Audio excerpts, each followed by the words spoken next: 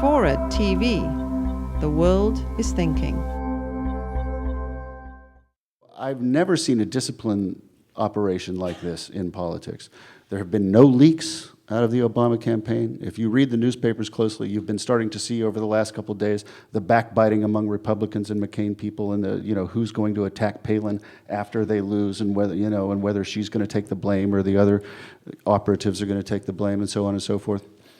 To relate it to what Bob said in the introduction, the McCain campaign has been entirely too focused on winning short-term daily news cycles and thinking that, oh boy, if we steal the headlines today, we're gonna stick it to him, and we're gonna be on offense, and he's gonna be on defense, and if we just do this enough times, that's how you win a campaign. A focus on the media, on winning daily news cycles, on short-term wins. The choice of Palin, and particularly the timing of the announcement of her choice on the Friday after the finish of the Democratic Convention, is a very good example of that, right? Because they were stealing a headline away from Obama. They were stealing a couple of days of good coverage away from Obama.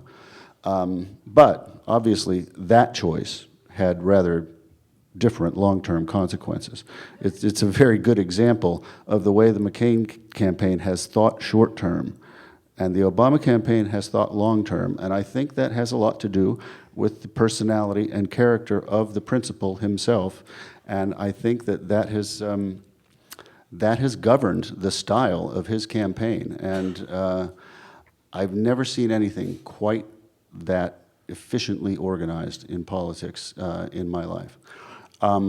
Second point, if he wins, if he becomes president, I believe we have enough evidence to say that's the kind of president he'll be as well. This has its good side and its bad side. I think he'll be deliberate. I think he'll be measured. I think he'll be responsible. I think he'll move very slowly before he makes decisions. But if you're a liberal who wants a dramatic change in this country's direction in the course of 100 days, you're going to be disappointed by him at several points. So just know it and deal with it. Even if there are 60 senators, which I would not think there will be at this exact moment, but even if there are 60 senators and 250 Democrats in the House of Representatives, you're not going to see Obama, come out like some roaring liberal tiger and try to do a huge health care package in his first year. I just don't think that's his way. I don't think it's his way to act precipitately in Afghanistan or Iraq. We all define precipitately differently.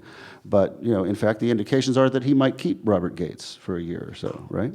And he might have a Republican as the Secretary of State. People talk possibly about Chuck Hagel or Richard Lugar, two Republican senators. He believes in this post-partisan, let's operate according to consensus stuff. It started out in his rhetoric in 2007. It disappeared from his rhetoric. It's back in his rhetoric as of today, if you noticed his closing argument speech that was unveiled in, I think it was Colorado today? Ohio. So he believes that. So the deliberate directedness of the campaign, if he's elected, will translate directly, I think, to the Obama White House. I'll leave it there.